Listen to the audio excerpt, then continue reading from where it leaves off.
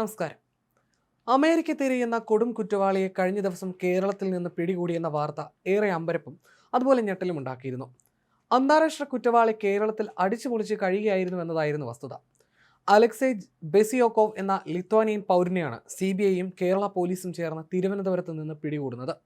Varkala കുരക്കണ്ണിയിലെ home സ്റ്റേയിൽ താമസിക്കുകയായിരുന്നു ഇയാൾ.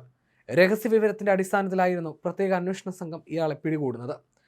Ransomware, computer hacking, മയക്കുമരുന്ന് ഇടപാടുകൾ തുടങ്ങിയ ക്രിമിനൽ പ്രവർത്തനങ്ങളിൽ നിന്നുള്ള വരുമാനം വെളുപ്പിക്കുന്നതിനായി ഗ്യാരൻഡെക്സ് എന്ന പേരിൽ ക്രിപ്റ്റോ കറൻസി എക്സ്ചേഞ്ച് നടത്തി വരികയായിരുന്നു പ്രതി. ഇന്ത്യ വിടാൻ പദ്ധതി ഇടുമ്പോഴായിരുന്നു ഇയാളെ അറസ്റ്റ് ചെയ്തതെന്ന് ഉദ്യോഗസ്ഥർ പറഞ്ഞു. കഴിഞ്ഞ 6 വർഷം ഗ്യാരൻഡെക്സിനെ നിയന്ത്രിച്ചിരുന്നത് ബെസിയോക്കോവ് ആണ് എന്ന് അമേരിക്കൻ രഹസ്യാന്വേഷണ വിഭാഗത്തിന്റെ രേഖകളിൽ പറയുന്നു. ക്രിപ്റ്റോ കറൻസിയിലുള്ള കുറഞ്ഞത് $96,000 കോടി ഇടപാടുകളാണ് ഗ്യാരൻഡെക്സിനെ ഉപയോഗിച്ച് വെളുപ്പിച്ചത്. ഭീകര സംഘടനകൾ ഉൾപ്പെടെ അന്തർദേശീയ ക്രിമിനൽ സംഘടനകളുടെ കള്ളപ്പണ ഇടപാടുകളാണ് ഇത്തരത്തിൽ നിയമവിരുദ്ധമായി വെളുപ്പിച്ചത്. US ഡിപ്പാർട്ട്മെന്റ് ഓഫ് ജസ്റ്റിസിന്റെ നോട്ടപ്പുള്ളിയായിരുന്നു ഇയാൾ. ചൊവ്വാഴ്ച വൈകുന്നേരം കുടുംബത്തോടൊപ്പം അവധിക്കാലം ആഘോഷിക്കുന്നതിനിടെ വർക്കലയിൽ നിന്നാണ് ഇയാളെ പിടികൂടുന്നത്.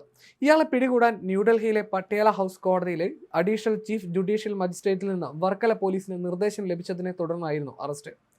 ക്രിമിനൽ ഇടപാടുകളിലൂടെ ഗ്യാരൻഡെക്സിന് കോടിക്കണക്കിന് രൂപയാണ് വരുമാനമായി ലഭിച്ചത്.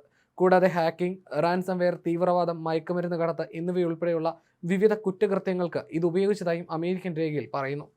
ഗ്യാരൻഡെക്സിന്റെ സാങ്കേതിക അഡ്മിനിസ്ട്രേറ്ററായിരുന്നു ബെസിയോക്കോവ്.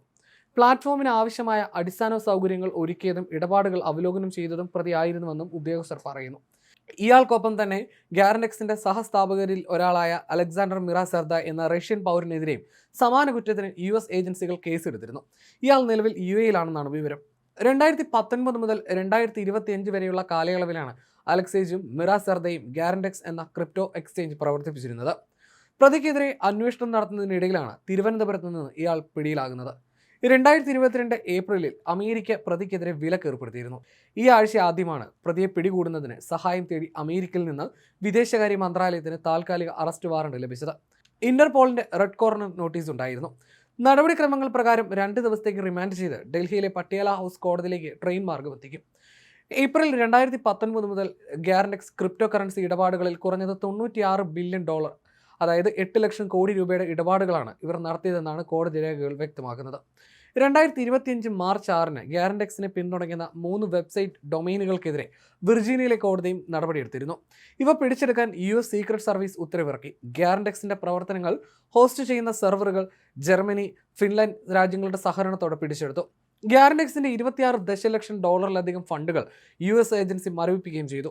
ഉത്തര കൊറിയയുടെ ഹാക്കിംഗ് സ്ക്വാഡായ ലാസർ ഗ്രൂപ്പ് ഉൾപ്പെടെയുള്ള കുറ്റവാളികൾക്ക് വേണ്ടി ഗ്യാരൻഡെക്സ് പണം വെളുപ്പിച്ചതായും റിപ്പോർട്ടുണ്ട്.